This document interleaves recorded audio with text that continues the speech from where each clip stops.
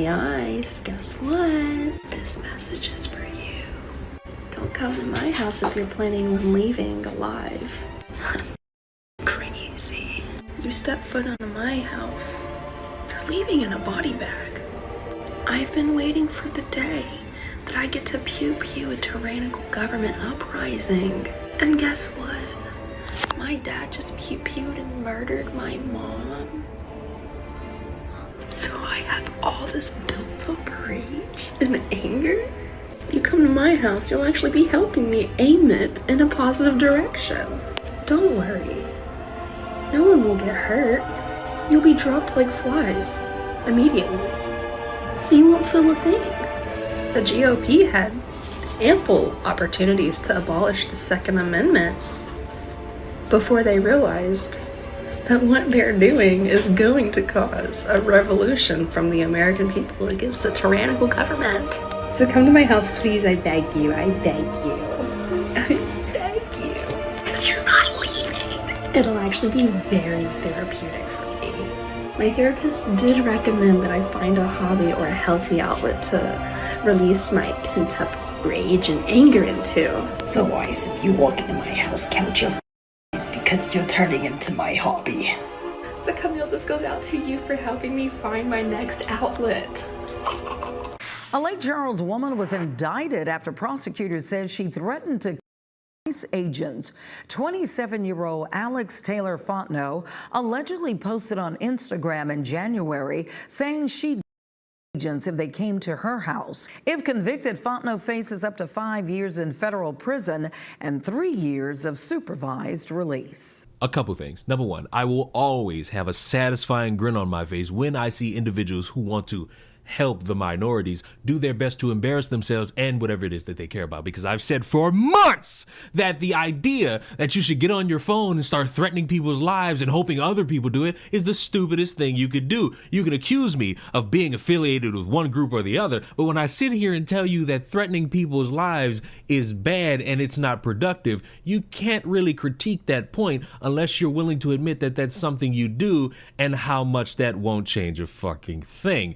And next point, while you're sitting there being arrested and having to sit in the jail cell, you will be forgotten. As I've said, you do these things, you change nothing, and then the minuscule amount of people who get arrested for the things that they say and do, they end up being forgotten and lost to time, often never really amounting to anything more than a footnote in time that is nothing more than insignificant. And while you're sitting there stewing, your mind will race as to the things you could have done that would have been more productive to the ongoing society. Like, for example, and this is just me spitballing one idea, you can disagree with me or not, paying tribute or showing respect or throwing money at a GoFundMe for funeral costs for Linda Davis, who was killed in a car crash as ICE was chasing down somebody else. Savannah mourning the loss of a beloved educator. That's right, and has K through 8 confirming that Dr. Linda Davis was killed in a car wreck just blocks from the school at Whitfield Avenue. The cause, a man without legal status fleeing a traffic stop with immigration's enforcement. WJCL 22 News' Lydia Blackstone is live now. And Lydia, tell us more about how this crash happened. Good evening, Greg and Shannon. The Department of Homeland Services says that a man was fleeing ICE officials when he ran a red light and took an illegal U-turn right here. This is the exit you would take when going onto the Truman Parkway. It was then that he hit and killed a Chatham County educator. Broken glass and bent car frames being taken off the roadways in Chatham County after an early morning crash. The deceased, a beloved special education teacher, Dr. Linda Davis, who worked less than a mile away at Hess K through 8. While students were out for President's Day, Monday was a work day for teachers like Dr. Davis. The school responding, releasing a statement saying, "We should all expect and try to understand that there will be a variety of emotions and responses as to what has occurred. The most important thing we can do is to be supportive and encourage an open expression of feelings." As for what led up to it, police say ICE officers initially attempted a traffic stop of 38-year-old Oscar Vasquez Lopez. The Department of Homeland Security says he was initially stopped. then sped away, running a red light and making an illegal U-turn, which caused the deadly collision. DHS releasing this photo and saying he was in the country illegally from Guatemala.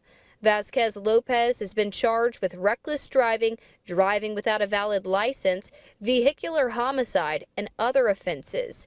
ICE policy says in regards to a situation like this, ICE officials use reasonable and necessary force when someone resists arrest. ICE officers and agents prioritize safety, including the safety of the people that they arrest, and are highly trained in de-escalation. Vasquez Lopez is currently in custody in the hospital. Authorities say he did not suffer serious injuries in the crash.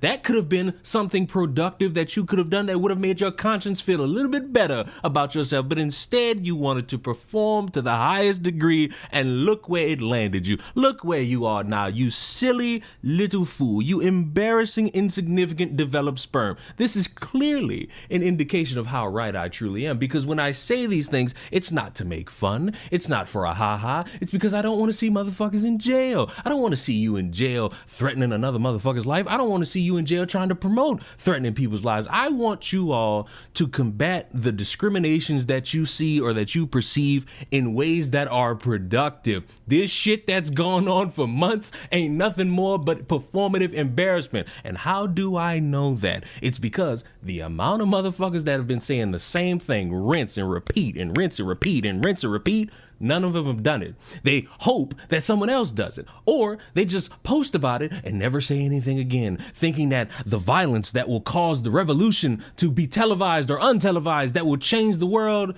it's never really amounting to anything. And while everybody's spinning on this same wheel, the fucking Epstein files just never really gonna do anything worth of consequence. And that's the saddest part in my eyes. Enjoy prison, you silly little fool. And may I just say, to wrap this up, while you were doing that, while you were monologuing about your life and the unfortunate circumstances and how you're willing to take that out on ICE agents, I need it to be understood that while you were doing that, immigrants were still being deported, which is the negative aspect to all of these people performing while doing nothing, is that while you perform, you are missing the entire point of what it is you're performing about. And while you perform online, people are being taken away from their families, put in all these different centers and being shipped to all these different countries or back to the countries that they came from. And more importantly, you're white! So why in the fuck would ICE even bother with you? Subscribe to the channel. I will see you all in the next one. Mwah! Goodbye.